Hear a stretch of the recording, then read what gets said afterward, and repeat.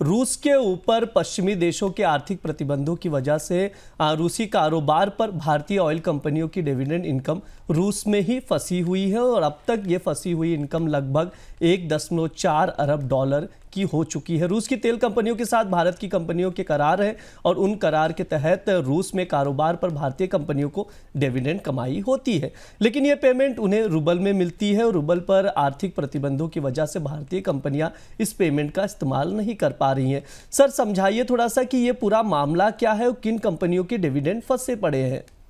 कि रूस के साथ रिश्ते भारत की तेल कंपनियों को थोड़ा ज़्यादा महंगे और भारी पड़ रहे हैं। मामला थोड़ा पेचीदा और समझने वाला है। भारत की कंपनियां जैसे ओएनजीसी की जो विदेशी subsidiary ONGC Videsh limited, oil India और Indian oil corporation, Bharat petroleum, Bharat petrol resources, इन कंपनियों ने रूस के ऑयल फील्ड्स में या रिफाइनरीज में निवेश कर रखा है। रूस में जैसे सखालिन है, ग्रोकोर जैसी फील्ड्स हैं, जिन फील्ड्स ऑयल फील्ड्स में भारतीय कंपनियों का निवेश है। उन ऑयल फील्ड से जो तेल निकलता है दुनिया के बाजारों में बेचा जाता है, उसमें पार्टनर होने के नाते, भागीदार होने के नाते भारतीय कंपनियों को या तो ऑयल इक्विटी मिलती है, तेल मिलता है, या उस पर डिविडेंड या लाभांश मिलता है।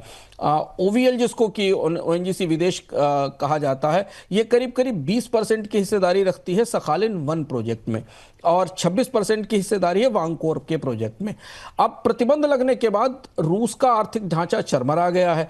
तेल क्षेत्रों के पास या तेल कंपनियों के पास, ऑयल फील्ड्स के पास बेचने के लिए सीमित विकल्प बचे हुए हैं। रिफाइनरीज भी दबाव में है। ये भुगतान जो इन कंपनियों को होता है, भारतीय कंपनियों को जिन्होंने ऑयल इक्विटी ले रखी है या निवेश कर रखा है, वो रूबल में होता था, ट्रांसफर डॉलर में हो नहीं सकते हैं क्योंकि प्रतिबंध लगे हुए हैं। और इसका नुकसान भारतीय तेल कंपनियों को उठाना पड़ रहा है क्योंकि एक तो रूबल में जो रूबल उपलब्ध हो रहे हैं, आ रहे हैं, उनमें ट्रांसफर में अंतर्राष्ट्रीय स्तर पर कई सारी बाधाएं हैं। और दूसरा, वे कंपनियां जिनके साथ भारतीय कंपनियों की भागीदारी है और जो रशिया की ऑयल फील्ड्स चला रही हैं, उनके कारोबार पर, उनकी बिक्री पर भी बड़ा असर पड़ा है। मंडियों में खरीफ फसलों की आवक तेज होने से पहले ही कई खरीफ फसलों का भाव सरकार के तय समर्थन मूल्य से 20 से 22% नीचे चल रहा है। सरकार ने इस साल तुअर का समर्थन मूल्य 8,000 रुपये प्रति क्विंटल घोषित किया हुआ है और कृषि उपज मंडियों में सितंबर के दौरान तुअर का औसत भाव समर्थन मूल्य से 22% नीचे है। इसी तरह से मूंग दाल, सोयाबीन, उड़द और मूंग का भाव भी सरकार के तय समर्थन मूल्य से नीचे चल रहा है। सर, ऐसे में सवाल ये उठता है कि फसलों के दाम एमएसपी से नीचे जाने का क्या असर हो सकता है?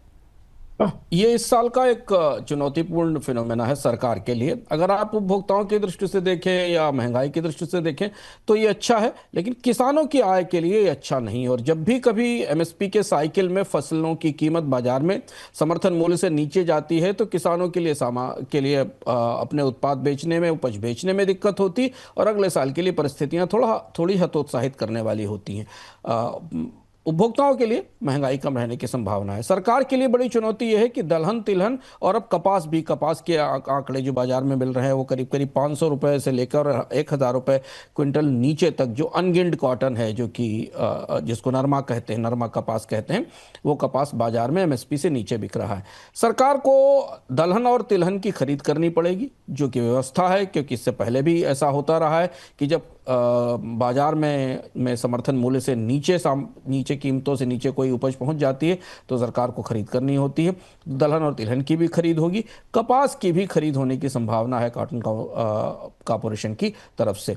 और ये तीनों ही चीजें सरकार के सब्सिडी के बजट को बढ़ाएंगी, जिस पर हम आगे बात करेंगे। लेकिन तात्कालिक तौर पर इनकी कीमतें कम होने से, और चूंकि अभी खरीफ का सीजन अब करीब करीब किनारे आ गया है, अगले 1 महीने के भीतर हार्वेस्टिंग की स्थिति आएगी कई सारे इलाकों में जहां अर्ली सोइंग हुई थी, तो वहां पर किसानों की आय में कमी आने की संभावना है।